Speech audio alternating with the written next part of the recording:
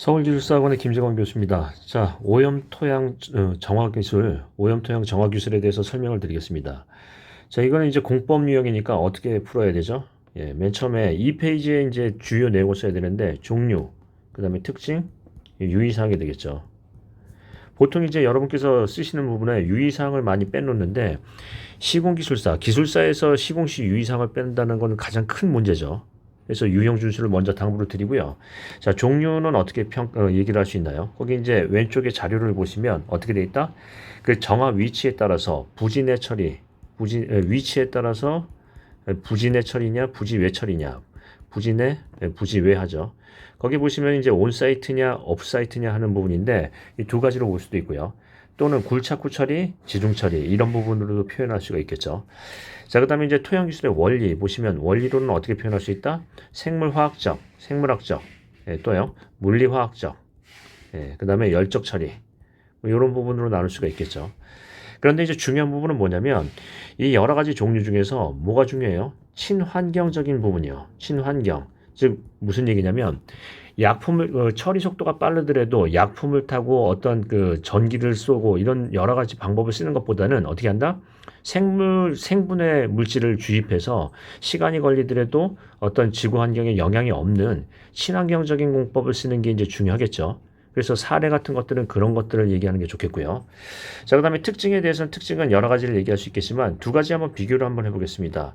자, 우리 이제 보통 보시면 익스시추하고 인시추 이걸 한번 해볼까요? 즉 예를 들면 현장 내에서 하고 그 원집안에서 하는 거하고요. 그 다음에 굴착해서 하는 익스시추 이 두 가지를 한번 보겠습니다. 여기서 보시면 장점과 단점이 있는데 인시추에서의 장점은 익스시추의 단점이 되겠고요. 익스시추의 장점은 인시추의 단점이 되겠죠. 그래서 단점만 이해하시면 되겠는데 자, 현장 내 처리하는 인시추에서는 단점이 뭔가요? 일단 현장 인시추에 대한 부분에서는 장기간 소요된다. 왜냐면 이걸 굴착을 해가지고 세척을 하면은 빨리 할 수 있는데 넓은 면적에다가 대상 면적을 하니까 어떻게 된다? 장기간 소요가 되고요. 그러므로 또 뭐가 생긴다? 공비가 많이 들어간다 하는 거고요. 그 다음에 또 어떤 부분이 있죠? 처리 단계에서 측정이 어렵다. 예를 들면 굴착을 해서 하면은 측정이 쉬운데 얘는 어떻게 해요? 광범위한 면적 때문에 처리 단계에서 어떤 효율의 측정이 어렵다. 효율의 측정이 어렵다. 측정이 난이하다. 뭐 이런 부분을 얘기할 수 있고요. 또 어떤 부분이 있나요? 이 오염물질을 그 현장 내에서 땅 내에서 처리를 하다 보니까 오염물질의 유동을 증가시킬 수 있다. 저 물질의 유동을 증가시킬 수 있다 하는 거죠. 유동 증가. 자, 뭐 이런 부분을 얘기 꺼낼 수 있어요. 그러면 익스시추 같은 경우에는 단점은 뭐죠? 일단은 굴착비가 들어간다 하는 거고요. 그 다음에 집안을 뒤집어 엎으니까 뭐가 생기는 거예요? 집안 환경에 교란이 일어나죠. 집안 환경에 교란이 일어난다. 뭐 이런 부분을 얘기할 수 있고요. 또요, 굴착 중이나 또는 이동 중에 원집안 말고요. 굴착 중이나 이동 중에 오염을 증가시킬 수 있다. 오염 유출에 대한 부분을 얘기할 수 있죠. 그래서 각각에 대한 특징을 좀 구체적으로 내용을 쓰실 수가 있겠고요. 여기서 이제 또 하나 얘기해 보면 우리 동전기법 원리 같은 거 있죠. 이게 이제 여러분께서 보시는 예전에 보시면 우리 그 집안 처리 있죠. 집안 처리에서 전기 삼투공법하고 상당히 유사한데요. 자, 전기는 어디서부터 어디로 흐른다? 플러스에서 마이너스로 흐른다. 그래서 지중에다가 자, 양극과 음극을 이렇게 넣었습니다. 설치를 하고요. 그러면 이 전하의 움직임은 어떻게 되죠? 양극에서 음극으로 움직이죠. 그래서 전하의 이동이 있고요. 그러니까 이러다 보니까 어떻게 돼요? 오염물질이 있다고 한다면 오염물질에 대한 부분이 오염물질이 이동을 하죠. 이온화가 돼서 이동을 해서 이쪽으로 되면 이쪽에는 뭘 설치하냐면 필터를 설치한 다음에 어떻게 한다? 여기서 이제 배수를 하는 거죠. 집수를 하고 배수를 한다. 이렇게 표시를 할 수 있어요. 그래서 동정기법, 우리가 얘기하는 동정기법에 의한 무슨 원리요? 오염 토양에 대한 정화 원리 이렇게 이제 표현을 할 수가 있겠습니다. 자, 그러면 이제 특징에 대한 부분은 이제 간단하게 나왔는데요. 자, 그러면 1페이지는 어떤 얘기를 쓸 수 있나요? 1페이지는 기본적으로 이 오염 토양에 대해서 먼저 계획 수립 시 고려사항이 있죠. 계획 수립 시에 고려사항이 있다. 이 고려사항을 여러분께서 쓰시면 그냥 기계적으로 지시구환 집안 조건, 시공 조건, 구조물 조건, 환경 조건 이렇게 나오는데 조금 더 구체적으로 한번 생각해 보겠습니다. 어떤 걸 고려해야 되나요? 자, 대상 집안의 특성.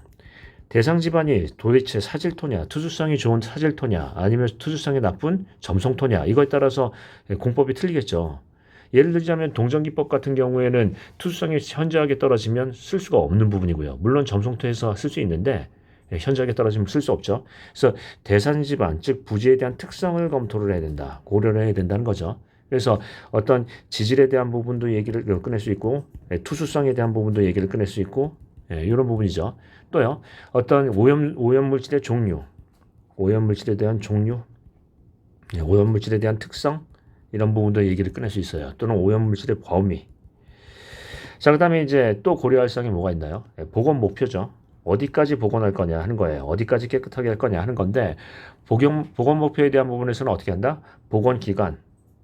이제 1번 보시면 복원에 대한 어떤 기간, 복원에 대한 어떤 소요 비용, 이런 부분도 중요하고요. 그 다음에 또 어떤 부분도 중요하나요? 오염 토양 정화 기법을 할 때 이 토양 환경에 미치는 영향, 즉 환경에 미치는 영향, 이런 부분도 이제 고려를 해야 되겠죠. 그 다음에 이제 이렇게 되면 어떻게 한다? 보건 기술을 검토를 해야겠죠. 보건 기술의 검토 및 선정, 검토를 해야 되겠어요. 즉 목표치를 달성할 수 있는지 이런 부분을 보고요. 그 다음에 모두 필요하다? 사후 모니터링 방안이요. 그래서 이제 내용을 쓰시면은 어떤 내용을 쓸 수 있냐면 1페이지에는 계획 수립 시 고려 사항 쓸 수 있고요. 그 다음에 왼쪽을 잠깐 보시면 공법에 대한 선정 절차가 있죠. 그래서 공법을 선별을 하고 평가를 한 다음에 선정을 한다. 무슨 얘기냐면 우리 이제 공법 선정 절차나 뭐 장비 선정 절차 하면 맨 먼저 뭘 하죠? 지시구안, 즉 어떤 고려 사항을 검토를 한 다음에 가용 장비의 목록을 파악한다. 또는 가용 동원 가능한 어떤 공법의 목록을 파악한다 하는 거죠. 그래서 적용 가능한 공법을 선별을 하고요. 그 다음에 각각에 대한 대안에 대한 평가를 한 다음에 적정 선정을 한다는 세 단계를 가지고 설명을 할 수가 있겠습니다. 자, 그럼 이제 마지막 페이지가 남았는데요. 마지막 페이지는 어떤 얘기를 꺼내나요? 2페이지에서 끝난 게 시공시 유의사항이 있으니까, 유의사항이 남았으니까 특히 유의사항이 뭔가요? 이게 이제 무슨 얘기냐면 오염물질을 정화한다고 이제 한다고 공법을 적용하는데 그 공법에 오염물질이 이동이 되잖아요. 그럼 이동이 되면 주변에 유출이 될 수도 있겠네요. 그래서 어떤 얘기를 한다? 주변에 대한 유출 방지 대책, 이런 얘기가 나와야죠. 즉 오염물질을 그쪽만 있는데 한 어떤 특정 위치에만 있는데 오염물질을 정화한다라는 거는 물질을 이동시킨다는 얘기예요. 그럼 이동시키면 어떻게 된다? 주변에 유출이 되고 거기에 대해서 추가 오염이 있을 수 있죠. 그러니까 시공시 주의사항 중에서 정말 주의해야 할 건 뭔가요? 주변 유출 방지 대책, 이런 얘기를 꺼낼 수 있고요. 반응 벽체 같은 걸 설치한다, 그 얘기예요.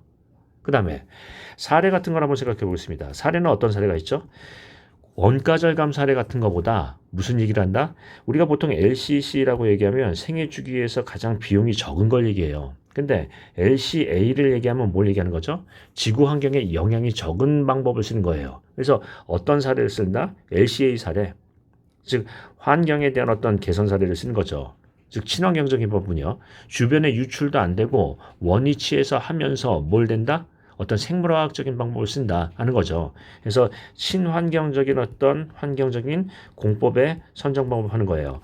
여기서 여러분께서 헷갈리시는 건 뭐냐면 오염 토양 정화 기법이라고 분명히 얘기 드려서 친환경적인 부분을 얘기를 하고 있는데 환경에 대한 부분을 평가를 안 한다라는 건 우스운 얘기죠. 그러니까 이거를 원가 비교를 해가지고 이게 더 쌌으니까 이 공법을 쓴다라는 것은 웃긴 얘기예요. 어떤 얘기를 꺼낸다? LCA 환경 영향 평가를 한 다음에 거기에 대한 공법 선정을 했다라는 사례가 더 합리적일 수 있겠죠. 자, 그러면 이 정도로 마치고요. 여러분께 이제 답안에 대해서 체크를 해보고 또 올바른 방향성에 대해서 한번 생각해 보겠습니다. 마치겠습니다.